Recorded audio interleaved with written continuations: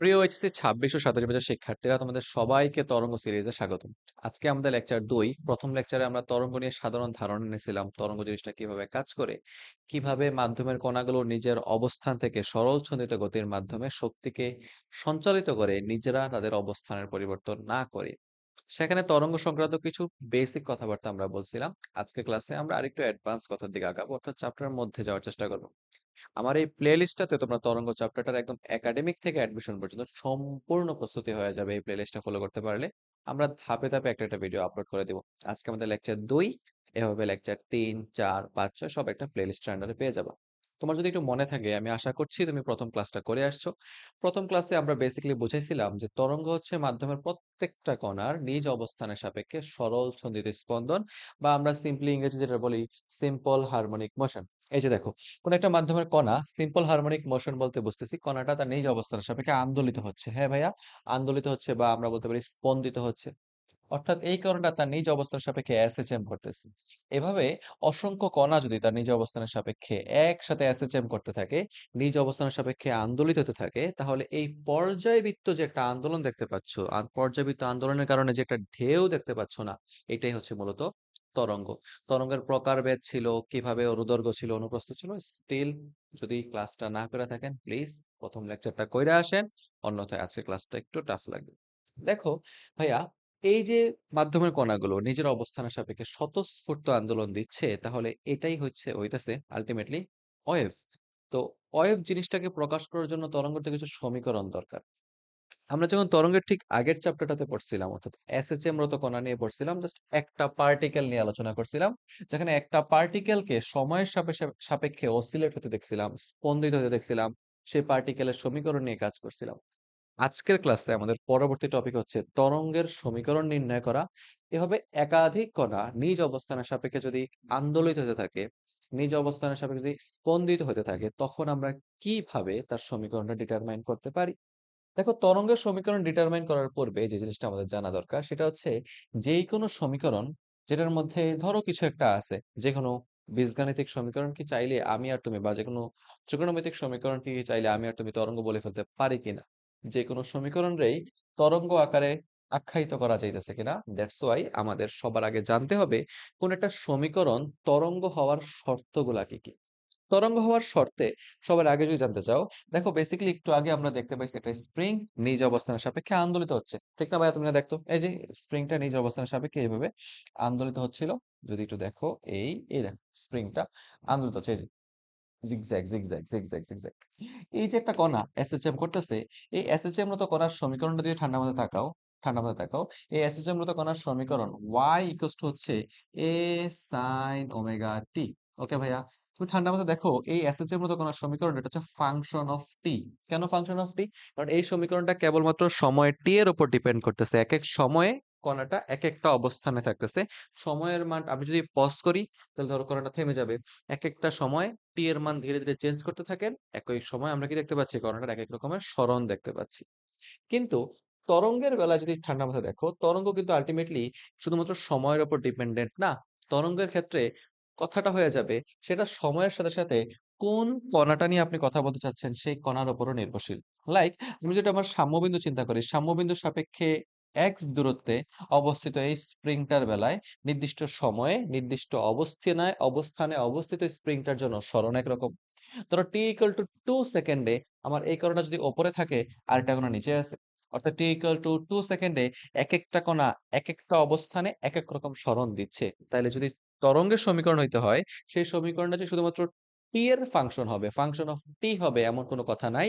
সেই সমীকরণটাতে এক্স এবং টি দুইটাই উপস্থিত থাকতে হবে। কারণ তরঙ্গ এসএসএম এর মতো একটা নির্দিষ্ট পার্টিকেলের কথাবার্তা নয়। তরঙ্গের মধ্যে একই সাথে একাধিক কণা অবস্থান করে।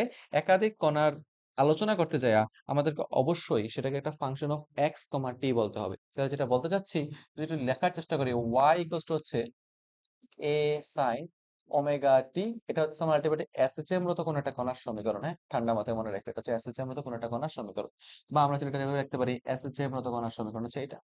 তাহলে এসএচএম মতো কণার সমীকরণটা হচ্ছে একটা ফাংশন অফ টি। এটা হচ্ছে সময়ের একটা ট্রিগোনোমেট্রিক ফাংশন এফ অফ টি। তাহলে তরঙ্গ বা ওয়েভ ওয়েভের জন্য যে সমীকরণটা থাকবে সেটা কি হইতে হবে? অবশ্যই তরঙ্গের সমীকরণটা সময়ের সাথে, সাথে ওই কণাটার অবস্থানের উপর ডিপেন্ড করতেছে। দেখা যাচ্ছে একই সময়ে একেক অবস্থানে একেকটা কণার সরণ একেক রকম হচ্ছে। তাই তরঙ্গ হওয়ার জন্য যে ফান্ডামেন্টাল যে রুলটা থাকতে হবে, সবার ১ম যে শর্তটা আপনার অবশ্যই মানতে হবে সেটা হচ্ছে অবশ্যই তরঙ্গ ফাংশন অফ x, t হতে হবে। অবশ্যই, অবশ্যই তরঙ্গ হবে function of x, T must be. কোন একটা সমীকরণ যেটাতে এক্স এর অবস্থান উল্লেখ করে নাই সেটা কখনোই তরঙ্গ হতে পারে না। একদম শর্টকাটে দিয়ে দিচ্ছি।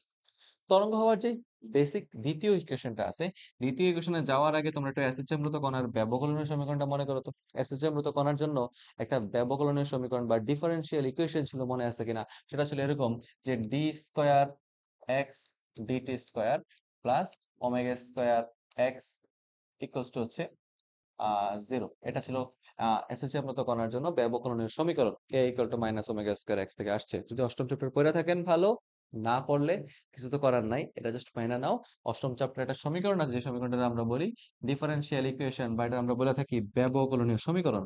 ঠিক সেম ভাবে তরঙ্গের জন্য একটা ব্যবকলনীয় সমীকরণ আছে। সেই সমীকরণটা হচ্ছে আলটিমেটলি এটা এরকম হইতে হয়, D square Y D T square equals to হবে constant into D square Y D X square, বা এটা তুমি চাইলে লিখতে পারো ডি ওয়াই স্কয়ার। আমি এখানে ডেল ইউজ করতেছি, পার্শিয়াল ডিফারেন্সিয়েশন ইউজ করতেছি, বা চাইলে আমরা এটা এভাবে লিখতে পারি। এটা এভাবে না লিখে এভাবে লিখলে ভালো হইতো, D square Y D T square equals to some constant into D square Y D X square. Okay, অর্থাৎ তরঙ্গ হওয়ার শর্তে শর্তে তরঙ্গের সমীকরণটারে টি এর সাপেক্ষে ২ বার অন্তরীকরণ করলে এবং এক্স এর সাপেক্ষে ২ বার অন্তরীকরণ করলে তাদের অনুপাত, তুমি চিন্তা করে দেখো তো, এই ডান পাশের জিনিসটা যদি আমি বাম পাশের জিনিসটা নিচে পাঠাই তাহলে ডান পাশেটা কি থাকবে? এটা কনস্ট্যান্ট থাকবে না? সেটা যদি কোনো একটা কনস্ট্যান্ট নাম্বার হয় তাহলে আলটিমেটলি সেটা আমরা কি বলতে পারি? সেটা হচ্ছে একটা ওয়েভ। ওকে ভাইয়া, আলটিমেটলি এখানে কে কোনো সাধারণ যে কোনো ধরনের কনস্ট্যান্ট না, কে কোনো স্প্রিং ধ্রুবক বা এরকম কোনো চিন্তা করার কারণ নেই।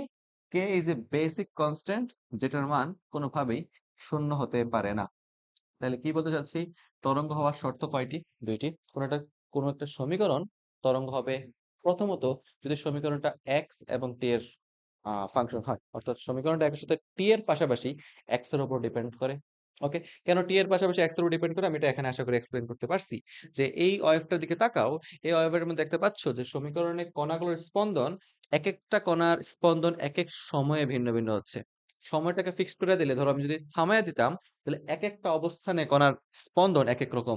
যেমন যখন একটা কণা এই কণাটা উপরে ওঠে, অন্য একটা কণা নিচের দিকে নামে, অর্থাৎ কণাগুলোর অবস্থান ভেদে সরণের মান ডিফারেন্ট হচ্ছে। তাই তরঙ্গের সমীকরণ অবশ্যই সময় এবং স্থান অবস্থানের উপর ডিপেন্ড করবে, ফাংশন অফ এক্স কমা টি।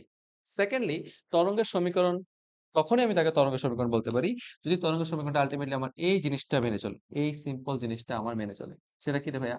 সেটা হচ্ছে সময়ের সাপেক্ষে ফাংশনের ২ বার অন্তরীকরণ এবং অবস্থানের সাপেক্ষে ২ বার অন্তরীকরণ যদি কোনো একটা ধ্রুবক পদের গুণফলের সমান হয়, তবে সেটাকে আমরা বলতে পারি, সেই সমীকরণটাকে আমরা বলতে পারি ত্বরণ।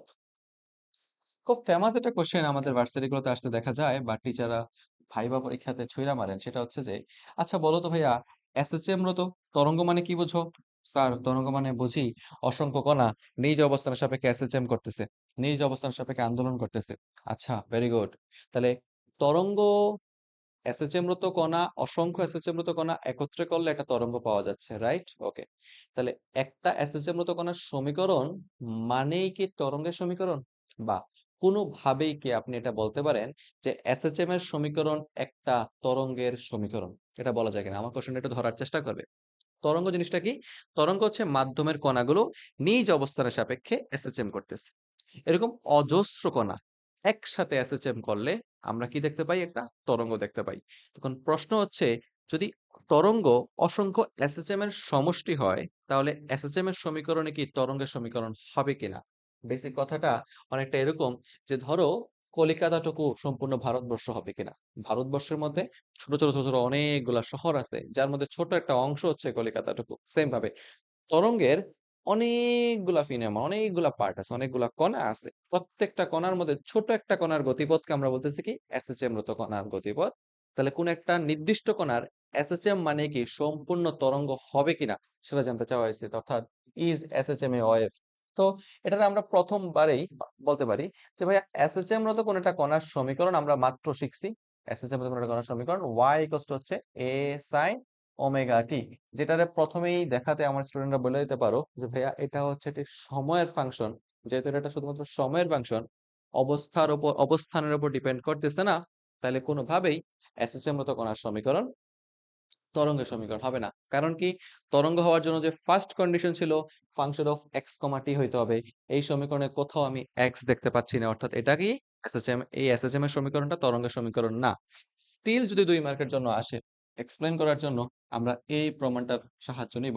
অর্থাৎ আমরা এসএচএম মতো করার সমীকরণটার একবার বাম পাশে y কে একবার t এর সাপেক্ষে অন্তরীকরণ করার চেষ্টা করব, dy dt। আশা করি তোমরা অন্তরীকরণ এর বেসিক নলেজটা জানা আছে। ডি অফ ডিটি আমরা বলতে পারি y এর মান হচ্ছে a sin ওমেগা টি। একটু ভাইয়া মনোযোগ দিবেন, কেমন? অন্তরীকরণ টি এর সাপেক্ষে হইলে এটা বের হয়ে আসবে, sin ওমেগা টি এর অন্তরীকরণ হচ্ছে cos ওমেগা টি, এন্ড ভিতর থেকে টি এর সহগ ওমেগা বের হয়ে আসছে। প্রশ্নে বা আমার শর্তে টি এর সাপেক্ষে অন্তরীকরণ একবার বলে নাই, D square Y DT square, তো দুইবার অন্তরীকরণ করতে হবে। তাহলে বেসিক্যালি আমার এটা অন্তরীকরণ করতে হবে আরো একবার, অর্থাৎ ডি অফ ডিটি একটু ভিতরে কি আছে dy dt, দুইবার অন্তরীকরণ করলে আমরা এটা লিখতে পারবো D square Y DT square. Okay ভাইয়া, চলেন কাজ করি। তাহলে যদি এবার এই ভ্যালুটা বসায় দেই, ডি অফ ডিটি ভিতরে থাকবে a omega cos omega t, ভিতর থেকে টি এর সাপেক্ষে অন্তরীকরণ হচ্ছে a ওমেগা বের হয়ে আসবে, cos এর অন্তরীকরণ হচ্ছে মাইনাস সাইন, এবং টি এর সাপেক্ষে একটা কি বের হয়ে আসবে বলতো? টি এর সাপেক্ষে একটা, আচ্ছা আমি স্লাইডটা একটু লক করে দিই, ভুলে গেছিলাম। আচ্ছা, টি এর সাপেক্ষে একটা ওমেগা বেরিয়ে আসবে, তাহলে আমার এই এ ওমেগাটার পাশে রেখে দিলে একটা ওমেগা সামনে আসবে, এ ওমেগা স্কয়ার মাইনাস এ ওমেগা স্কয়ার। ওকে, তো আলটিমেটলি আমার এই সমান চিহ্নের বাম পাশের অংশটুকুর মান হচ্ছে এইটা। তাহলে ভাই একটু বলেন তো, ডি স্কয়ার এক্স ডিটি স্কয়ারের মান কত? D square Y Y Y Y D X স্কয়ারের ভ্যালু কত? এটা কত? দেখো, প্রথম কথা হচ্ছে এক্স এর সাপেক্ষে যদি সেম নিয়মে দুইবার অন্তরীকরণ করি, এই ফাংশনটা এক্স এর অপেক্ষ কিনা, যার সাপেক্ষে অন্তরীকরণ করে সে সম্পর্কিত রাশি না থাকলে সেটা একটা কিসের ন্যায় বিবেচিত হয়? ধ্রুবকের ন্যায় বিবেচিত হয়। যখন আমি এক্স এর সাপেক্ষে অন্তরীকরণ করবো, তখন এ বাইর হয়ে গেলে কি হবে? D of D x into ভিতরে কি আছে বলতো? সাইন ওমেগা টি। এক্স এর সাপেক্ষে সাইন ওমেগা টি এর অন্তরীকরণ হচ্ছে শূন্য। কেন? এক্স এর সাপেক্ষে এখানে এক্স সম্বলিত কোনো প্রকার রাশি নাই, তাই এটা কনস্ট্যান্ট, কনস্ট্যান্টের অন্তরীকরণ হচ্ছে কত? শূন্য হয়ে গেছে। অর্থাৎ এই সম্পূর্ণ অন্তরজটার মধ্যে বাম পাশের ভ্যালু কি দাঁড়াচ্ছে? এই যে এটা হচ্ছে আমার বাম পাশটার ভ্যালু, এটা হচ্ছে আমার বাম পাশের ভ্যালু, আর এটা হচ্ছে কি আলটিমেটলি এটা হচ্ছে আমার ডান পাশের ভ্যালু। তাহলে বাম পাশের ভ্যালু আর ডান পাশের ভ্যালু কি সমান হয়েছে? হয় নাই তো। শর্ত ছিল তরঙ্গ হবে যদি বাম পাশের এই অংশটুকু পুরোটা কনস্ট্যান্ট ইনটু ডান পাশের সমান হয়। কনস্ট্যান্ট দূরের কথা, ডান পাশের অংশ পুরোটা জিরো হয়ে গেছে, বাম পাশের ভ্যালু কোনো একটা সাইন বা কজের সাপেক্ষে কিছু একটা আসতে চেষ্টা করতেছে, তাহলে আলটিমেটলি কি হইতেছে? বাম পাশের ডান পাশ সমান হইতেছে না। তাহলে আমি আর এখানেও বলতে পারি গাণিতিক ভাবে যে এসএচএম রত কোন একটা কণার সমীকরণ মানে তরঙ্গের সমীকরণ না। এসএচএম হচ্ছে তরঙ্গের মধ্যকার কণার একটা নির্দিষ্ট মুহূর্তের বেগ, এরকম অসংখ্য এসএচএম রে জোড়া দিলে একটা মাত্র তরঙ্গ গঠিত হয়। অনেকটা এইভাবে, যদি তোমরা একটু আগের এটা যদি বুঝে থাকো তো ভালো। আর পাশাপাশি এখানে একটা সিমুলেশন আছে, চিন্তা করতে পারো। দেখো, এখানে যেই একটা তরঙ্গ তোমরা দেখতে পাচ্ছ, একটা ঢেউ দেখতে পাচ্ছ ভাইয়া, এই ঢেউয়ের মধ্যে দেখবা যে এই যে কণাগুলো আছে না, এই যে কণাগুলো আছে না, এই কণাগুলো নিজ অবস্থানের সাপেক্ষে আন্দোলিত হচ্ছে, একবার উপরে একবার নিচে, উপরে নিচে।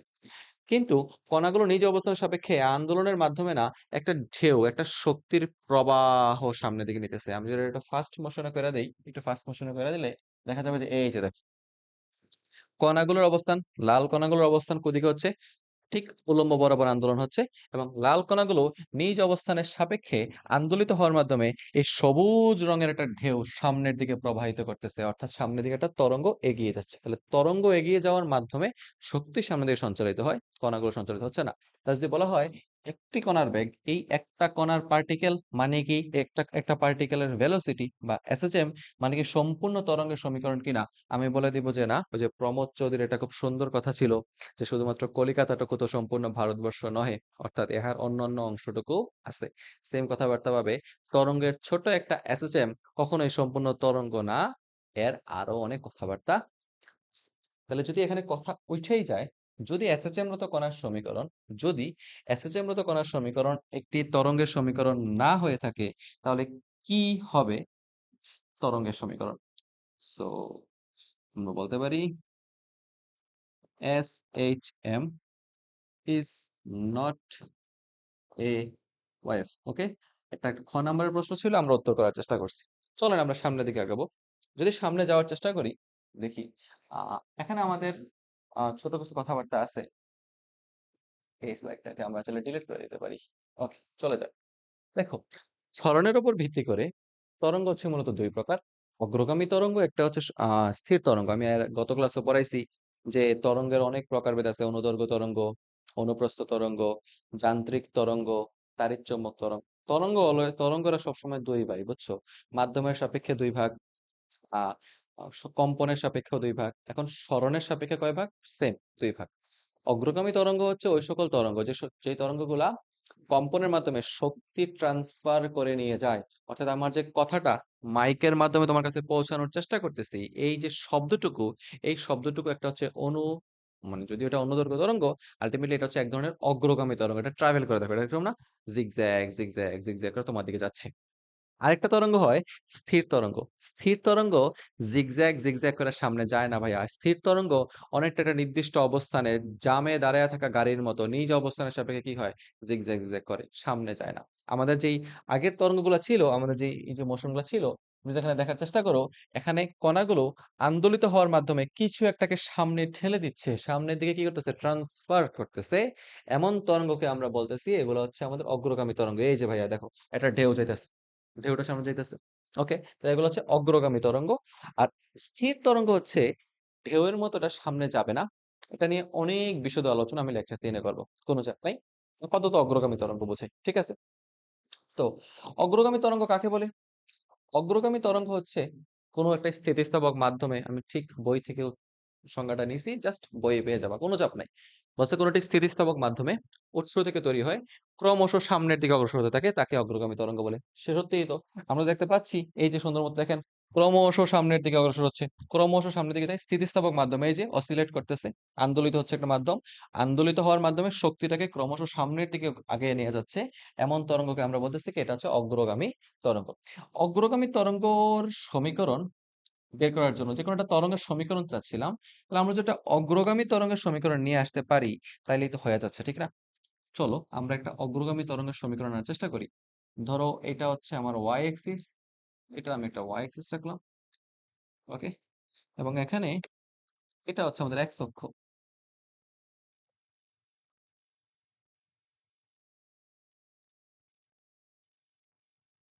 ফাইন। এখন যদি আমরা একটা তরঙ্গ কল্পনা করি, ধরো এটা হচ্ছে কোনো একটা তরঙ্গ যেটা যাচ্ছে এই যে সুন্দর মতো, এখানে মূল বিন্দু থেকে শুরু করে তরঙ্গটা সামনের দিকে এগিয়ে যেতেছে।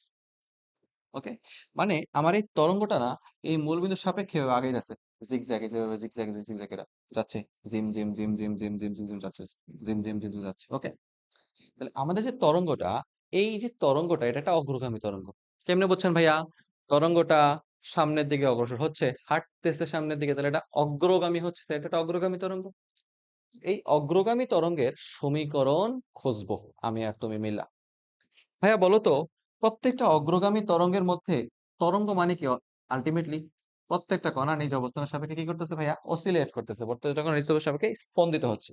আমি যখন এটা দেখার চেষ্টা করি, ধরেন এটা হচ্ছে ভাইয়া আমার ওয়াই অক্ষ, এক্স অক্ষ, তাহলে এই যে ঠিক এই পয়েন্টটাতে, বা আমি যদি এটা কাজ করি, এটা যদি ওকে এবার যাও, ধরো এটা হচ্ছে আমার ওয়াই অক্ষ, এটা হচ্ছে আমার এক্স অক্ষ।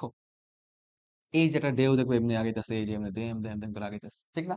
তো আমরা যেটা কাজ করি, এটা কাজ যদি করতে চাই, সেটা হচ্ছে দেখো, এই ওয়াই অক্ষে হচ্ছে এক্স অক্ষ, এই যে মূলবিন্দুর সাপেক্ষে, মূলবিন্দুটা কই? এটা হচ্ছে আমার মূলবিন্দু, এটা হচ্ছে মূলবিন্দু ও। এই মূলবিন্দুর সাপেক্ষে এক একটা দূরত্বে এক একটা কণা অবস্থান করতেছে।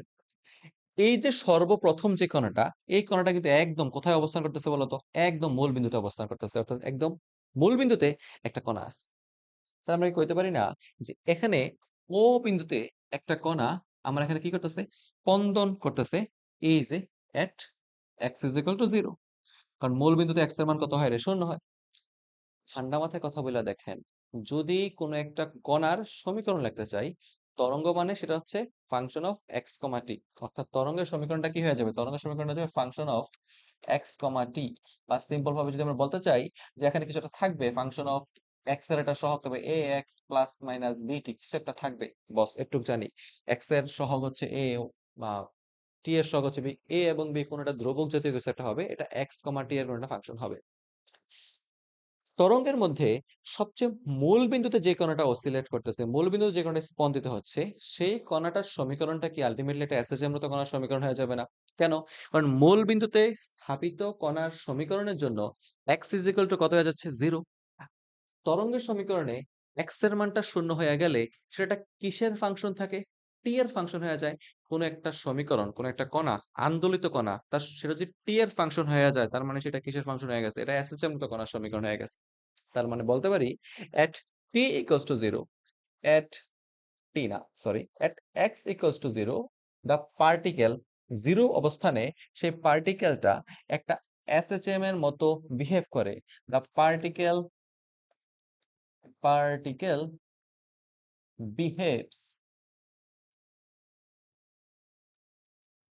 like a behaves like an SHM, okay, like say SHM। তাহলে আমরা বলতে পারি x is equal to 0 অবস্থানে কণাটার সমীকরণ, সরণের সমীকরণ y equals to হয়ে যাবে বিস্তার a sin ওমেগা টি। একদম পারফেক্ট, একদম। আমরা লিখতে পারি এটা হলো y0, y0 কেন লাগছে, এটা হচ্ছে মূল বিন্দু, মূল বিন্দু বা ও বিন্দু, ও বিন্দুতে, ও বিন্দুতে আমাদের কণাটার সরণের সমীকরণ হচ্ছে এরকম a sin omega T something. Okay, তাহলে আমি যদি একটা কাজ করি, মূল বিন্দুর সাপেক্ষে নির্দিষ্ট দূরত্বে যাই ভাইয়া, চলো মূল বিন্দুর সাপেক্ষে আমরা একটা নির্দিষ্ট দূরত্বে, ধরো এই এতটুকু পরিমাণ দূরত্বে গেলাম, নির্দিষ্ট দূরত্বে, কতটুকু দূরত্বে, x পরিমাণ দূরত্বে কোন একটা কণা চিন্তা করতেছি, যেই কণাটা হচ্ছে ধরো পি বিন্দুতে স্থাপিত কোন একটা কণা, পি বিন্দুর কোন একটা কণা, এটা হচ্ছে পি বিন্দু, পি, পি বিন্দুর কণাটা মূল বিন্দুর সাপেক্ষে x পরিমাণ দূরত্বে অবস্থান করতেছে। তরঙ্গের বেগ যদি হয়ে যায় v, তরঙ্গ যদি v বেগের সামনের দিকে অগ্রসর হয়, তাহলে এই মূল বিন্দুর সাপেক্ষে কণাটা পি বিন্দুতে পৌঁছাইতে, তরঙ্গটা পি বিন্দুতে পৌঁছাইতে টোটাল সময় নেবে, আমরা জানি s ইজ ইকুয়াল টু কি রে, vt না, তাহলে t ইজ ইকুয়াল টু কি s বাই v, এখানে দূরত্ব হচ্ছে x, তাহলে সেটা হয়ে যাবে x বাই v। অর্থাৎ মূল বিন্দুর সাপেক্ষে x বাই v সময় পরে আমার পার্টিকেলটা পি বিন্দুতে পৌঁছাইতেছে। অর্থাৎ তুমি যদি একটু চিন্তা করো ঠান্ডা মাথায়, আমাদের যখন তরঙ্গটা শুরু হয়ে যায়, যখন তরঙ্গ আমাদের শুরু হয়, আমরা যদি একটু পিছনে যাওয়ার চেষ্টা করি, একটু পিছনে যাওয়ার চেষ্টা করি, আমরা এখানে একটা ভালো অ্যানিমেশন দেখতে পারবো। দেখো এই একটা অ্যানিমেশন আছে সুন্দর মতো, সিমুলেশনটা দেখলে ভালো বোঝা যাবে ভাইয়া। মনে করো তুমি কোন একটা পালস দিবা, হ্যাঁ, স্লো করে দিলাম। এই যে প্রত্যেকটা কণা নিজ অবস্থানের সাপেক্ষে কি করতেছে, এটা হচ্ছে এই কণাটা মূল বিন্দুতে অবস্থিত একটা কণা, x is equal to 0। নির্দিষ্ট দূরত্বে x দূরত্ব পরে কোন একটা পার্টিকেল, ধরো এটা আছে, এই যে এই পার্টিকেলটা কতগুলা, এটা হচ্ছে প্রথম ভিন্ন কালারের একটা পার্টিকেল, এটা হচ্ছে দ্বিতীয় ভিন্ন কালারের একটা পার্টিকেল। ধরো এই যেটা, এই কণা, এই কণা পর্যন্ত সবার আগে আন্দোলিত হওয়া শুরু করবে প্রথম কণাটা, এবং এই প্রথম কণার আন্দোলনের ঢেউটা ধীরে ধীরে ধীরে ধীরে ধীরে ধীরে কি করবে, এই যে 2 নম্বর কণাটাতে যায়া পৌঁছাবে, রাইট? ওকে, গুড।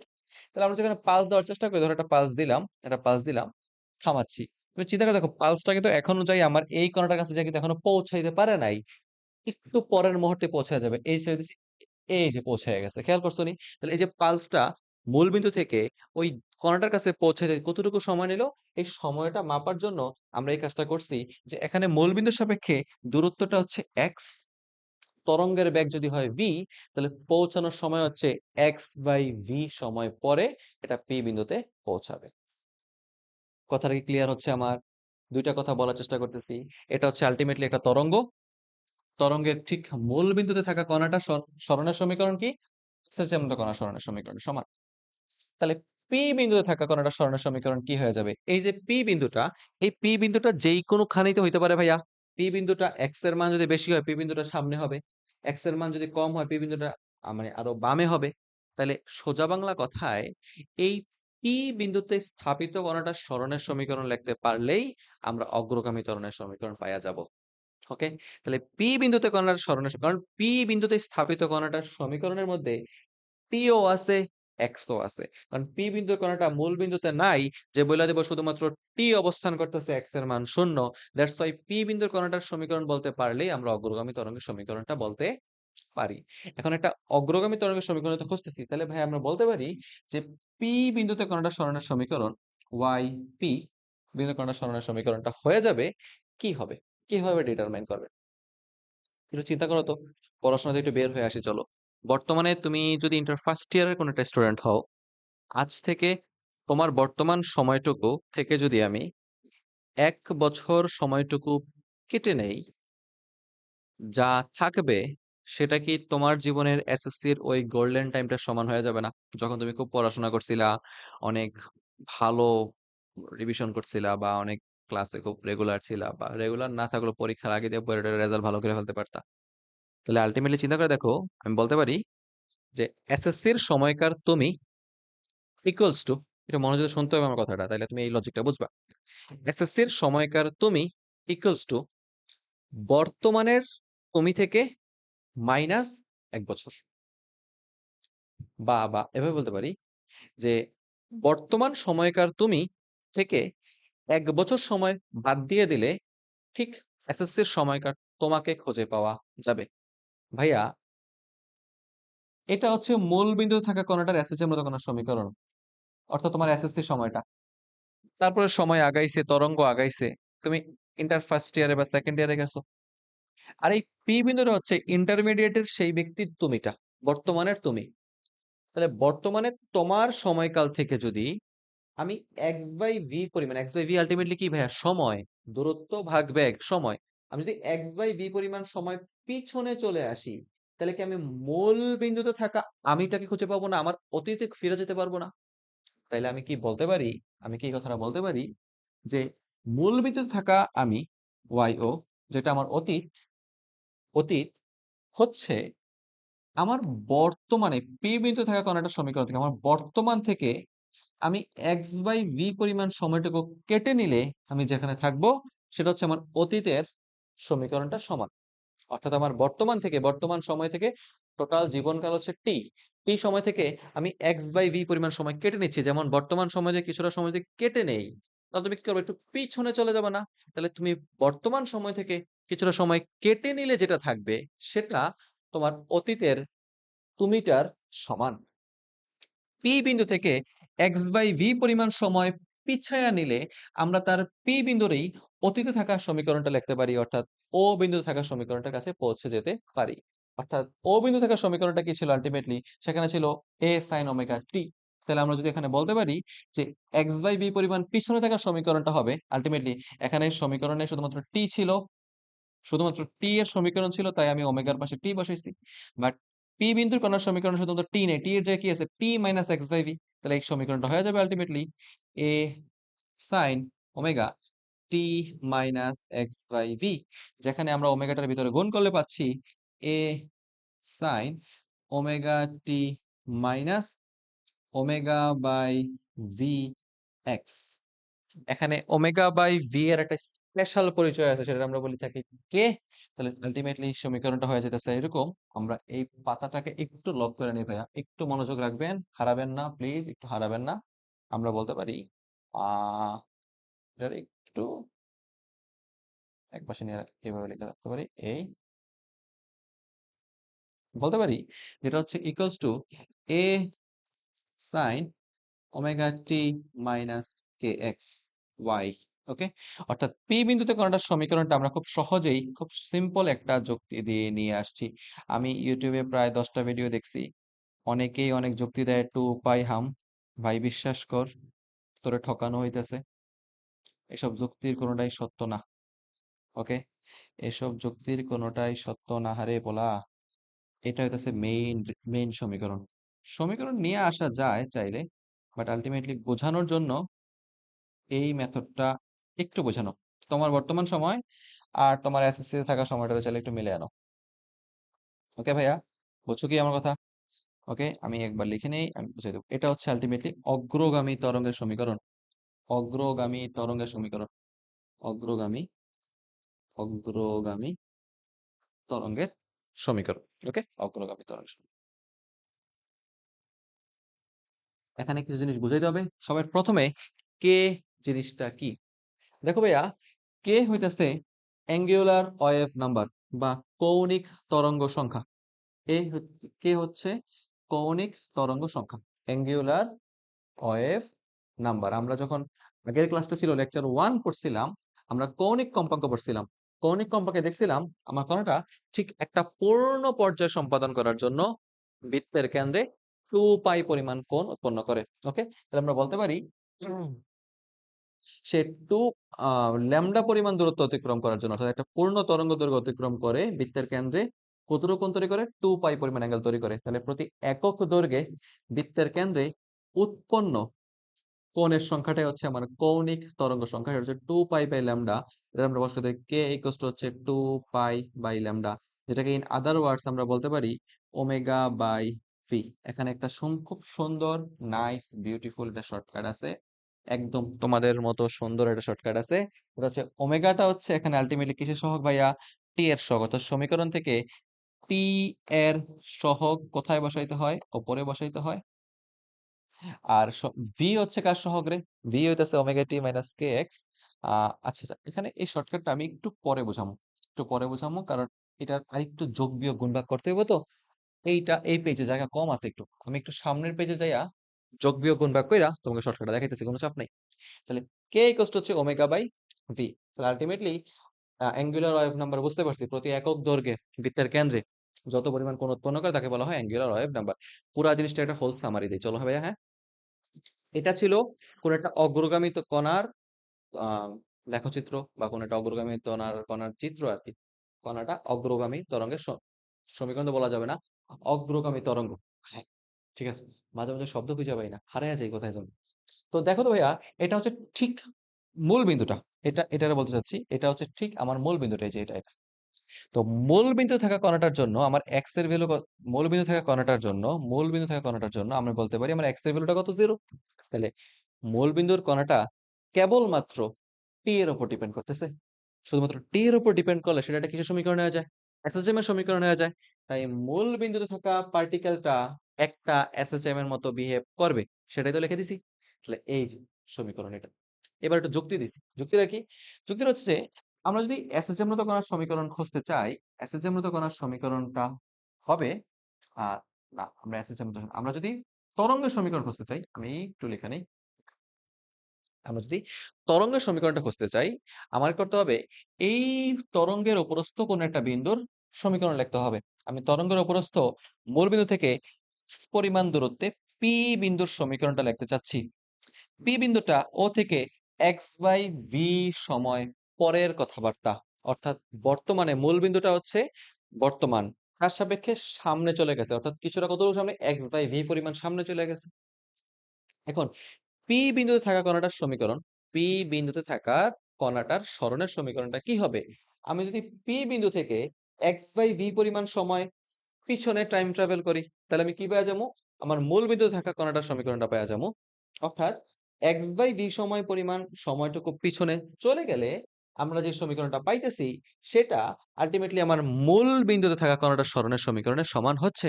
তাই আমি এখানে আগে যখন টি এর মূল বিন্দু ছিল তখন টি বসাইছি।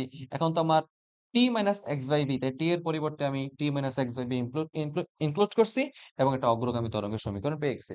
এই অগ্রগামী তরঙ্গের সমীকরণটা না খুব সুন্দর, তুমি যদি চাও একটু যোগ বিয়োগ গুণ ভাগ করলেই পারবা। আমরা গাণিতিক সমস্যা একটু পরে যাব।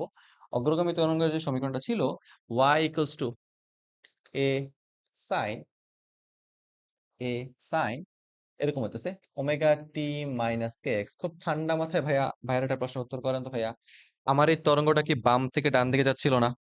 মনে রাখবা, সমীকরণে যদি কোথাও মাইনাস থাকে বুঝতে হবে কণাটা আমার ডান দিকে অগ্রসর হচ্ছে।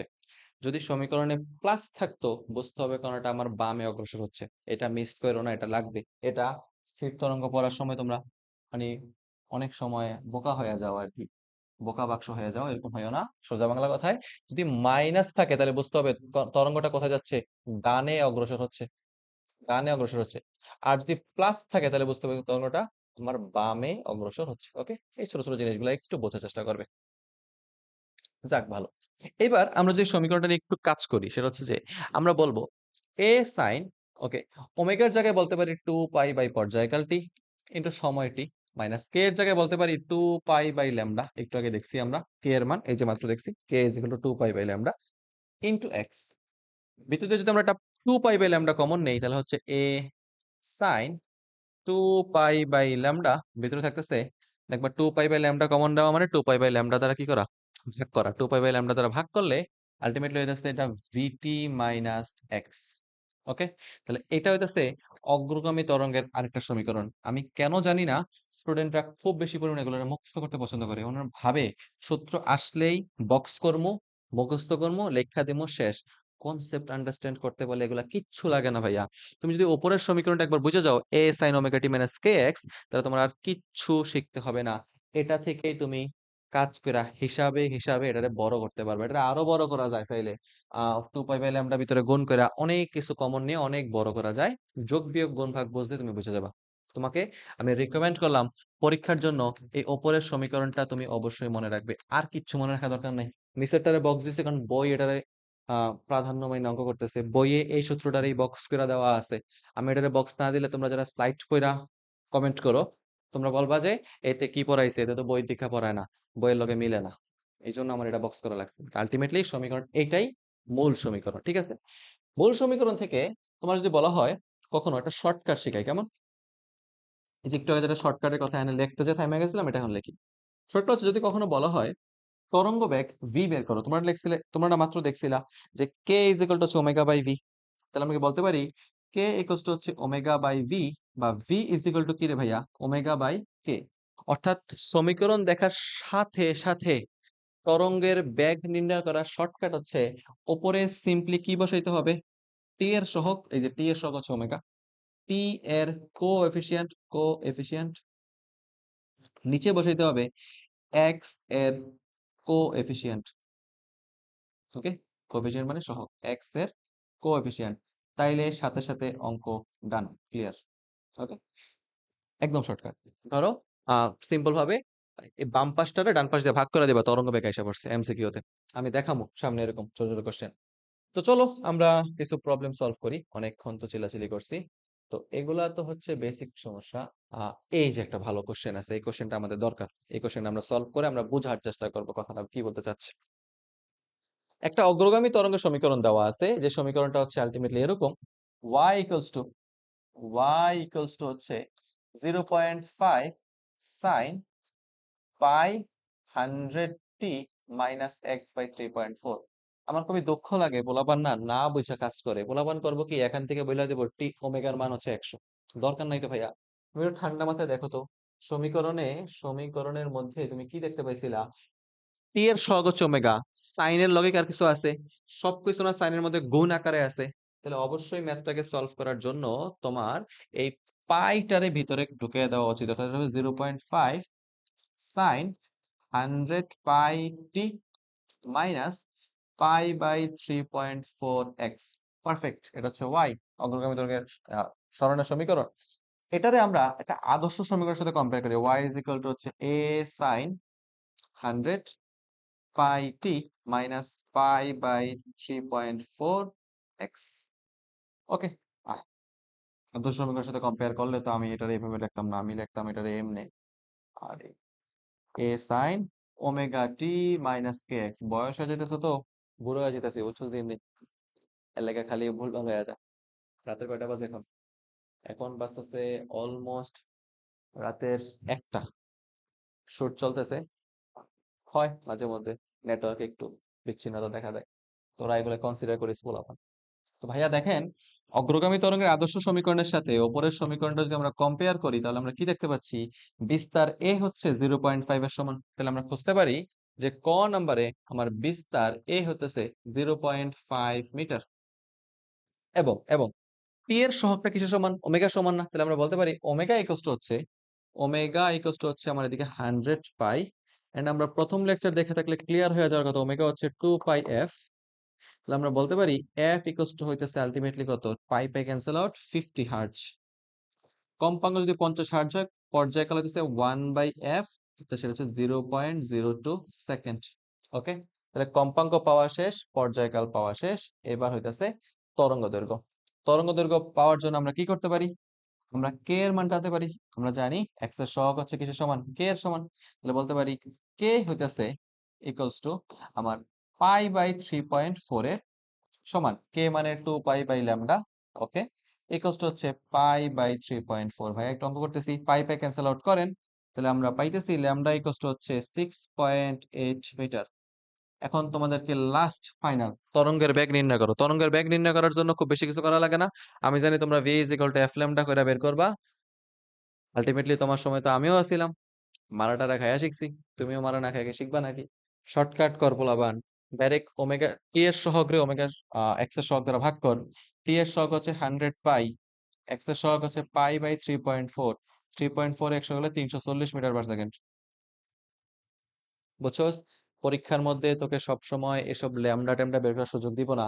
একটা কোশ্চেন দিয়ে ডিরেক্ট বলবো বেগ নির্ণয় করো। বইটা 4-5 সনে আসছে তো কি হয়েছে, ওই সময় কম্পিটিশন কম ছিল। এখনকার কম্পিটিশন অনেক টাফ। 20 বছর পরের কথাবার্তা বলতেছি। এখনকার সময়ে এগুলা বের করতে দেয় না, সরাসরি তরঙ্গ বেগ বের করতে বলে। এবং সরাসরি তরঙ্গ বেগ বের করতে যাইয়া প্রিলিমিনারির মধ্যে মতো জায়গাগুলোতে যদি সময় অপচয় করে ফেলো, তো বড় একটা প্রসেস অনুসরণ করে যাও, তোমার জন্য ক্ষতি হবে। ঠিক আছে? আশা করি বুঝতেছো। না বুঝলে, না বুঝলে কিছু করার নাই। চলেন ভাইয়া আরেকটা সমীকরণ করব। এই ম্যাথটা তোমরা আশা করি পারবে। ভিডিওটা পজ কইরা কইরা নাও। পজ করছো না? করবা না পজ? ওকে, আমি করে দেই। এই ম্যাথ করতে যা সবচেয়ে বেশি যে ধোকায় তোমরা পড়বা সেটা হচ্ছে, তোমরা করবা লিখবা y is equal to Tanzim ভাই কইছে a sin omega t, okay, plus kx ইয়ে, এবং প্লাস মানে তরঙ্গ হাতের বামে চলতেছে ইয়ে, পারি। তারপরে তোমরা করবা কি সুন্দর মতো বলে দিবা ওমেগা হচ্ছে টি এর সহগ, অর্থাৎ 1/0.01। খাতাম, ক্লিয়ার খাতাম। আমি তো সিলে এটাও কইছিলাম রে ভাই, ওমেগা হচ্ছে টি এর সহগ। তুই তো আমার কথা অর্ধেক শুনে তো দিছস। এলাকা তুই ভাবছস ওমেগা থাকে প্রথমে, এখানে ওমেগা আছে প্রথমে, তার মানে এখানে এই সহগ 1/0.01 পুরাটাই ওমেগা। পরীক্ষা অঙ্ক কইরা পুরা কনফিডেন্স মানে 100-এর উপর 110। আমার অঙ্ক কেউ ঠেকাইতে পারে না। দেন মিলাইয়া পরীক্ষা ফেল টেল করে গালি দিবি, এই তো উল্টা পাল্টা পড়াইস। বুঝে শুনে কাজ করতে হবো। এই অঙ্কটা একটু ট্রিকি। এই অঙ্কটাতে ইচ্ছা করে টি টারে পরে দেওয়া হয়েছে, যাতে পোলাপান যারা শুরুর সহগটারে ওমেগা বিবেচনা করে অঙ্ক করে, তারা যেন একটা শুভঙ্করের ফাঁকিতে পড়া যায়। এই সমস্যাটা সমাধান করার জন্যই আমি এই অঙ্কটা নিছি। বেসিক অবস্থা চিন্তা করে দেন, টি এর সহগ হচ্ছে ওমেগা, একটু সাবধানতা অবলম্বন করবেন। তাহলে ওমেগা হচ্ছে আলটিমেটলি কত? 1/0.05, অর্থাৎ 2 পাই এফ ইকুয়ালস টু হচ্ছে 1/0.05। এখান থেকে আমরা চলে এফ ফ্রি করতে পারি 1/0.0f5 ইন্টু 6.28, ভাগ করলে হয়তো বা কিছু একটা হবে। ক্যালকুলেটর আছে?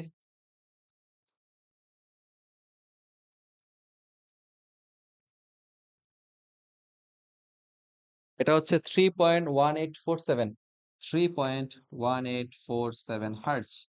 প্রশ্নে আমাকে বিস্তার বের করতে বলছিল, বিস্তার তো একদম সোজা হালুয়া অঙ্ক। 0.02 মিটার। ভি তরঙ্গের বেগ বের করতে বলছে, তরঙ্গের বেগ বের করার জন্য এই যে this is it, this is it শিখাইছিলাম, শর্টকাটে বের করো। তুমি যদি তোমার আগের মতো মর্জি লইয়া বসে থাকো, তাহলে তোমার এখানে এফ ল্যামডা বের করতে হবে। প্রশ্ন তো ল্যামডা বের করতে বলছে, ঠিক আছে, অনেক সময় কোশ্চেনে ল্যামডা বের করতে বলবে না, তখন তুমি তরঙ্গের বেগ কিভাবে বের করবা? খুবই ইজি। কিভাবে করো ভাইয়া? উপরে বসাবো টি এর সহগ, টি এর সহগ হচ্ছে কত? 1/0.05। নিচে হচ্ছে এক্স এর সহগ, এটা হচ্ছে 1/0.01। তাহলে কাজ করে কত হইতেছে? 0.01 উপরে, 0.05 নিচে, 1/5 বা 0.2 মিটার/সেকেন্ড। ওকে, ঠিক আছে। এবার ল্যামডা বের করার জন্য আমরা কি করবো? কে নিয়ে কাজ করবো। কে ইজ ইকুয়াল টু বলে দিব 1/0.01, 2 pi by lambda equals to হচ্ছে 1/0.01। পোলাপান ভাইয়ের একটা কথা বুঝ, 2 পাই মানে 6.28, 6.28। এখানে দশমিকটা 2 ঘর ডানে চলে যাবে, লক করে নেই। দশমিক যদি 2 ঘর ডানে যায়, তাহলে এই পয়েন্টটা ওইটা যাবে, ওইটা ওইটা 1 ঘর আরেক ঘর যাবো, অর্থাৎ এটা যাবো 0.0628, 0.0628। ওকে, বাইরে একটা কাম করে তো কাহিনী না কইরা 0.0628 মিটার। ওকে, এই ছিল কোশ্চেন। এখানে ফাই মানে আদি দশা, একদম বেসিক অবস্থা, অর্থাৎ সাম্যবিন্দু থেকে ধরা হয়েছে। এই ছিল আমাদের অগ্রগামী তরঙ্গের খুঁটিনাটি এবং অগ্রগামী তরঙ্গের পাশাপাশি তরঙ্গ হওয়ার শর্তের খুঁটিনাটি। খুবই মহা গুরুত্বপূর্ণ একটা পর্ব ছিল লেকচার 2। আগামী ক্লাসটাতে আমরা এটা থেকে খুব ভালো একটা নেক্সট টপিক পড়বো। অর্থাৎ যে বলছি আমরা স্বর্ণের উপর ভিত্তি করে তরঙ্গ দুই প্রকার, অগ্রগামী তরঙ্গের সমীকরণ এবং কি ছিল স্থির তরঙ্গের সমীকরণ। আমরা সেই স্থির তরঙ্গটা জানার চেষ্টা করব। কেন গিটারের তারের মধ্যে যে তরঙ্গটা সৃষ্টি হয় সেটা কিন্তু স্থির তরঙ্গ। ওকে, খালি কলসি বাজে বেশি, খালি কলসিরে বাড়ি দিলে সেটার মধ্যে স্থির তরঙ্গ সৃষ্টি হয়, দ্যাটস ওয়াই আমরা বাজে বেশি বলতে পারি। বাংলা প্রবাদ ছিল, খালি কলসি বাজে বেশি, স্থির তরঙ্গ। তারপরে আমরা গিটারের তার থেকে শুরু করে খালি কলসি সহ অনেক কথাবার্তা এখন মাথায় আসতেছে না, অধিকাংশ জিনিসপাতি স্থির তরঙ্গের মধ্যে।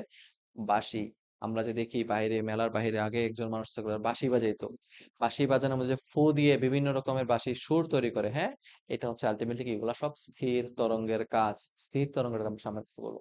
আজকেরও থাকবে লেকচার নোট, আপনার ভিডিও কমেন্ট বক্সে পেয়ে যাবেন। লেকচার 1 দেখা না থাকলে সেটা আই বাটনে পেয়ে যাবেন। আল্লাহ হাফিজ।